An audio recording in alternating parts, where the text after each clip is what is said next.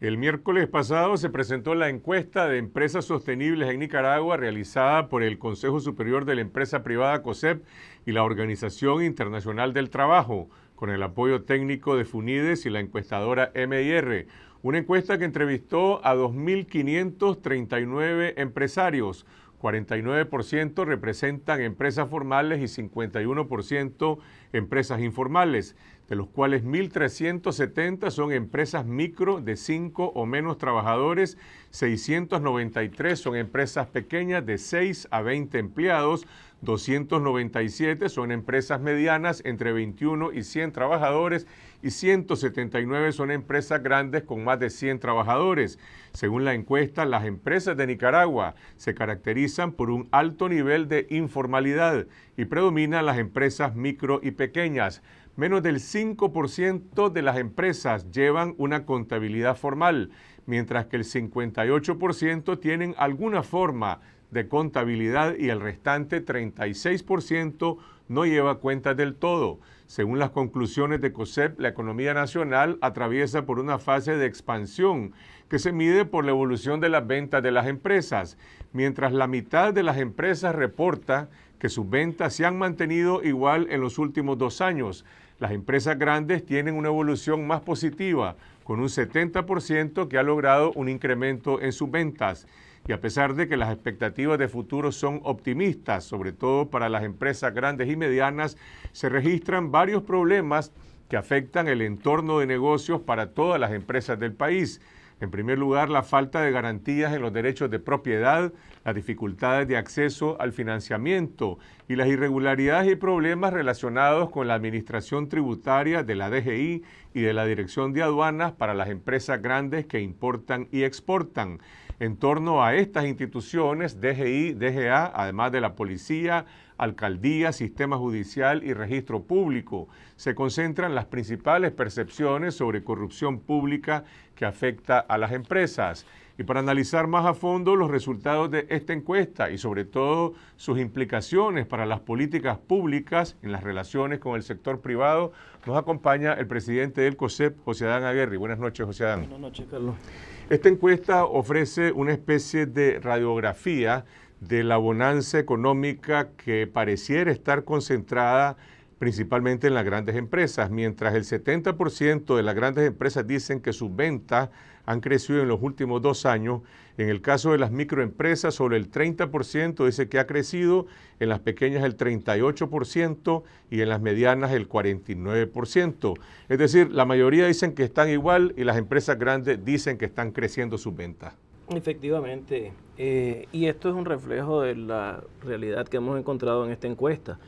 Ya aquí no estamos descubriendo la abuelada, ya sabíamos que Nicaragua es una economía fundamentalmente informal y eso tiene sus propias características, pero también dentro de esta encuesta te das cuenta que un 20% aproximadamente de las empresas del país están dentro de esa categoría de medianas y grandes, de 20 empleados o más, y que en ese otro sector que está en ese gran universo de las pequeñas micro, te encontrás que hay una realidad distinta. Aquí tenemos hoy 2 economías también, así como tenemos en las exportaciones una economía que está en zona franca y una economía fuera de zona franca. Aquí tenemos una economía en la formalidad, que son las grandes y las medianas, y la economía de las pequeñas y las micro, y eso tiene un impacto. Aquí llama la atención que dentro de este universo el 1% de las empresas están vinculadas a la exportación, a la importación del país, y eso te refleja un enorme reto. Cuando hablamos de las ventas,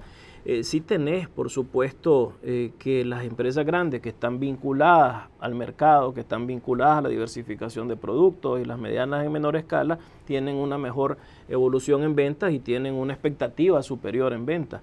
Las empresas micro, a pesar de esas limitantes que tienen, sí tenemos que destacar que hay una mitad que está igual, y que dentro de la mitad que está moviéndose, el doble es más positivo que lo negativo. Ahora, ustedes hicieron ya una presentación de esta encuesta y sus datos a autoridades del gobierno. ¿Qué tipo de políticas públicas se requieren o cuáles son las más importantes para que esta bonanza y prosperidad sea más compartida y llegue también a las pequeñas y microempresas? Le hicimos una presentación al gabinete en la semana anterior a la presentación que hicimos de esta encuesta, porque este esfuerzo que hicimos, Carlos, es un primer producto.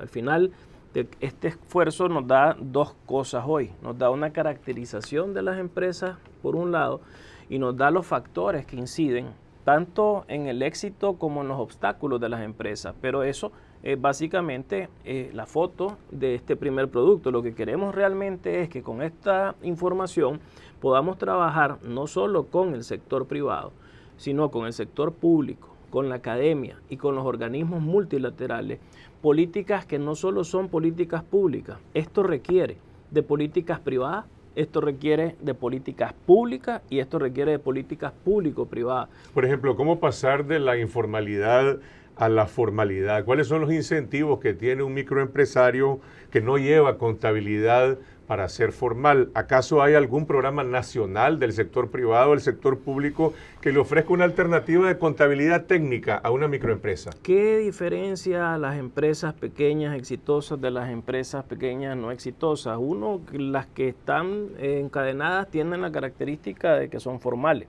Para poder vos encadenarte y tener un mercado cierto, tener un contrato seguro donde vos ya tenés a la empresa grande que te compra toda tu producción en el año, tenés que ser una empresa formal. Entonces, esa es una ventaja que te da la formalidad. Una ventaja adicional que te da la formalidad es que vos tenés distintos tipos de uso de las leyes del país. Un problema que tienen las empresas pequeñas que no solo no tienen este acceso a encadenamientos, no tienen acceso a financiamiento, no tienen acceso a tecnologías, no tienen acceso ni siquiera a utilizar la ley, los instrumentos legales para poder defenderse cuando tienen problemas de litigios. Entonces, aquí hay una situación que requiere definitivamente de diferentes temas desde el punto de vista, por un extremo, cultural, porque tenemos un problema histórico, cultural en las empresas, hasta lo que es la parte que le corresponde al Estado,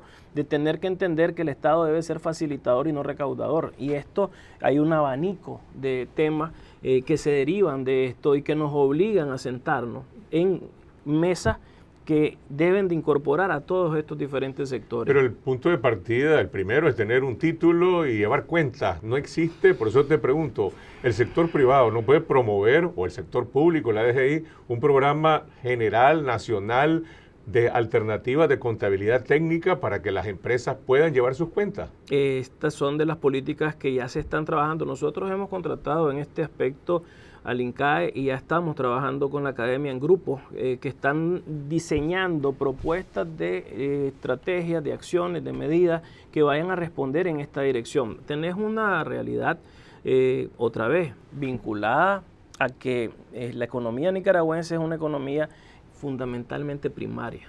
Todavía la gran mayoría de las empresas nuestras están en el sector primario. El sector secundario, el sector terciario son sectores más pequeños donde es más fácil tener la posibilidad de utilizar la capacitación, de que puedas poner a la academia, INATEC, al sector privado en función de esto. De hecho, lo que vos te das cuenta en esta encuesta es que las grandes empresas están capacitando a su personal, que las medianas empresas lo hacen en menor medida, pero que las pequeñas y las micros no lo hacen. Y eso se refleja, Carlos, también en la otra gran realidad de esto. El 12% de los trabajadores de las empresas encuestadas han terminado universidad.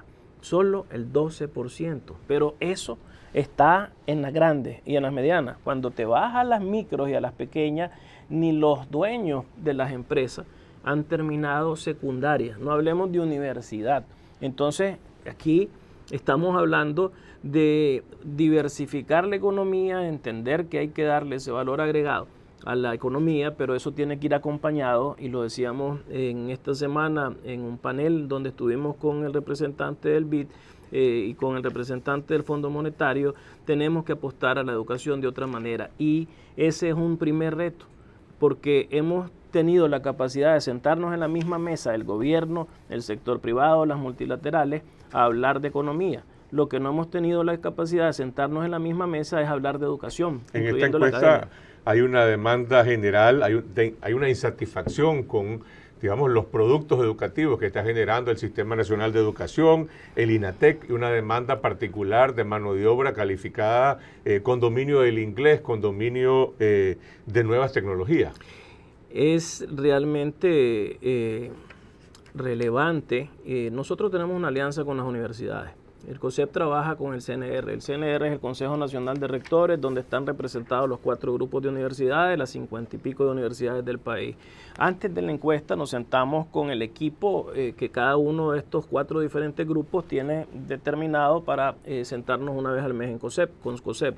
De ahí tenemos para la próxima semana una reunión y que estamos pidiendo que sea con todos los rectores de las universidades, con los 4 grupos, todos sus rectores, para que podamos atender esta radiografía que se refleja aquí.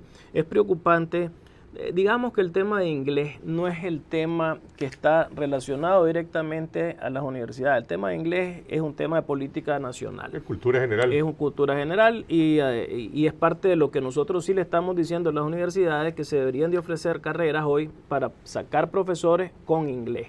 Esa debería de ser una línea de acción de las universidades, pero donde sí tenemos problemas hoy y tenemos que responder al hoy es que vemos aquí que las empresas y especialmente las grandes y las medianas no están recibiendo en no graduados la gente con las capacidades en las carreras que se necesita o en las materias que se necesita.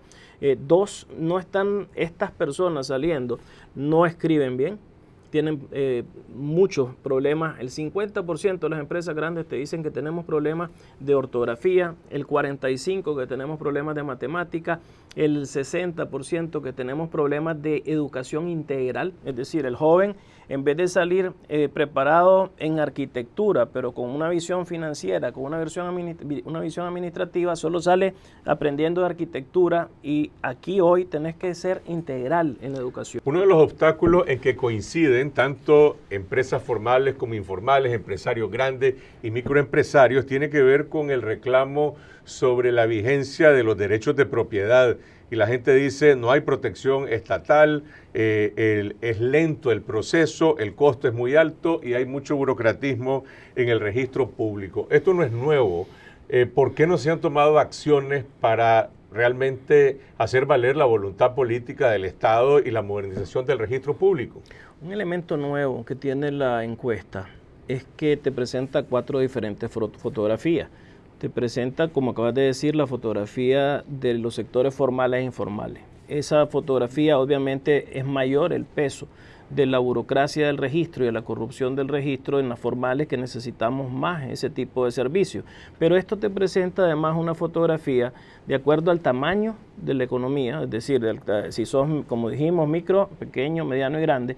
Hay una tercera fotografía que si sos sector primario, secundario y terciario, y hay una cuarta fotografía que en el caso del registro también tiene hoy una relevancia importante, que son de la riqueza de información que el mismo Estado puede hacer uso de ella. ¿Qué es lo que te dice esto? Te divide en 5 regiones la fotografía. Entonces vos ves que en el caso de la burocracia en el registro, tenemos efectivamente, primero, un mayor problema. 60% de las empresas te dice que tiene un problema de lentitud en el registro. Segundo, de costo. Afortunadamente, cuando esto lo vimos nosotros en el proceso, logramos ya trabajar una respuesta al tema de costos. Ya se bajaron los aranceles y ya a partir del 2016, ya fue publicado en Gaceta, han cambiado los aranceles hacia la baja. Pero en ese sentido, esto te sirve, Carlos, para que vos puedas ver dónde tenés más problemas de acuerdo a la región geográfica. Entonces, aparece el Caribe, aquí por es ejemplo. Managua, que tiene problemas de registro considerables. O sea, es un tema donde está fundamentalmente la mayor actividad económica, entonces es donde tenés más problemas, pero también tenés una radiografía de que en León y en Chinandega hay este problema en mayor medida que en las otras 3 regiones. Entonces, esto para lo que te va a servir es para poder presentar definitivamente esta situación de tal forma que no solo le ayudemos a las empresas, en el caso de Managua, que es donde hemos estado concentrados haciendo quizás estos esfuerzos de mejorar la facilitación, sino que con esto lo que pretendemos es que las autoridades de gobierno puedan ver que este es un problema que está en todos lados y al final esto se traduce en menos inversión, porque en la medida en que vos no dejas un permiso, y esto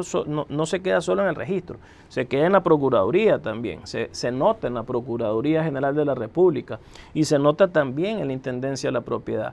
Y esto se traduce en que, como cualquier obstáculo en facilitación, esto lo único que hace es atrasar los procesos de inversión y encarecer los costos. Hay una radiografía de los problemas asociados a la Dirección General de Ingresos, nuevamente atrasos e irregularidades en la devolución de impuestos, multas, corrupción.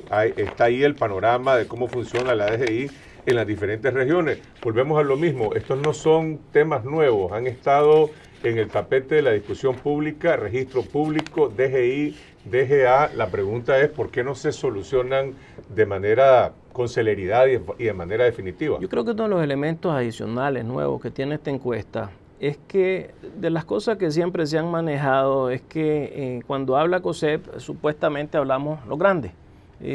Aquí ya estamos presentando al gobierno y a la opinión pública un tema que ya no es COSEP el que está hablando, porque dentro de los encuestados tenés que hay un 51% que son empresas informales que no pertenecen a COSEP, no pertenecen a ningún tipo de asociatividad, y tenés un 49% que son formales y que una parte de ellas son parte de la gremialidad. Y en ese mundo es donde nosotros hoy presentamos esta foto, estos factores, estos problemas, de tal manera que el gobierno, y esperamos que no solo el gobierno, pues obviamente nosotros y la academia, y afortunadamente hemos tenido una respuesta positiva de los organismos multilaterales que nos están contactando para poder atender esta temática. Cuando vos ves el tema de la DGI, ese sí está vinculado a las empresas formales. Recordá que las empresas informales no tienen nada que ver con la DGI. Pero hay muchas que tienen cuota fija. Solo las alcaldías, que es una de las cosas que se te refleja aquí, es cosa de lo que hablábamos ayer. No podés competir vos si sos una empresa formal pequeña, micro o pequeñita, con una empresa informal que la tenés al lado, porque la que está en la empresa formal te paga INS, te paga IR, te paga alcaldía, te paga agua, luz y teléfono. La camioneta que está en la calle no te paga nada, solo te paga a la persona que está ahí.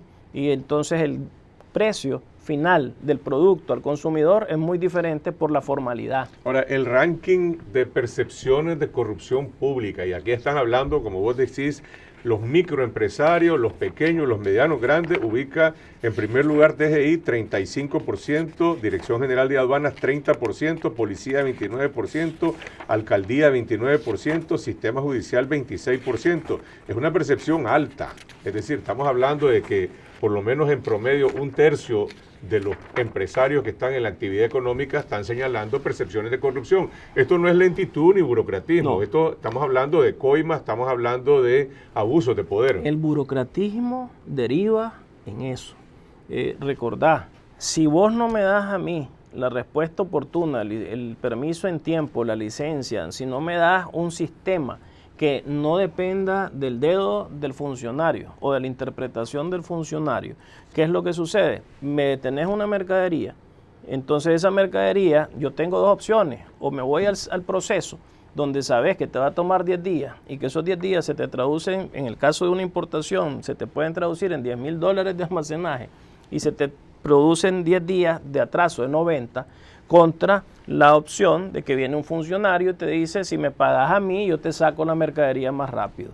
Entonces, es un tema, de nuevo, de que vos tenés que tener un sistema funcionando que no esté sujeto a una interpretación, que sea lo más ligero posible en cuanto a procesos, en cuanto a trámites, y que eso te permita evitar estas coimas. Cuando vos hablas de la policía, ¿qué es lo que pasa con la policía? Y aquí estamos diferenciando dos cosas.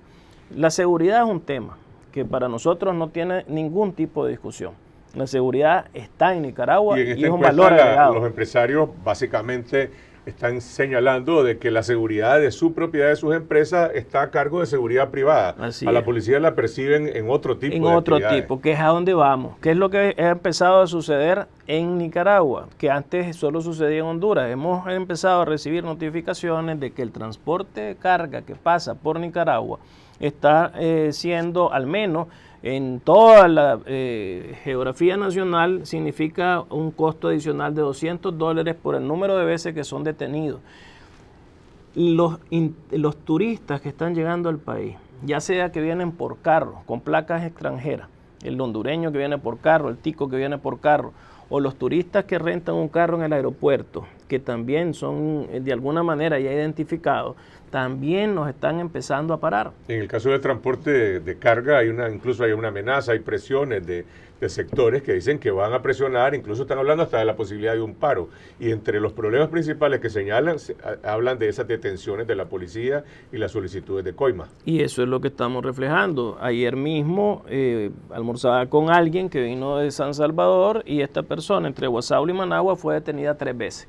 Por la policía, placa internacional. Entonces este tipo de cosas son las que estamos alertando porque no es tema de seguridad, pero sí es tema ya de cómo esto se refleja en un mayor costo, en una mayor afectación a la productividad y en una imagen país que no es lo que necesitamos para atraer turismo. Hay competencia desleal.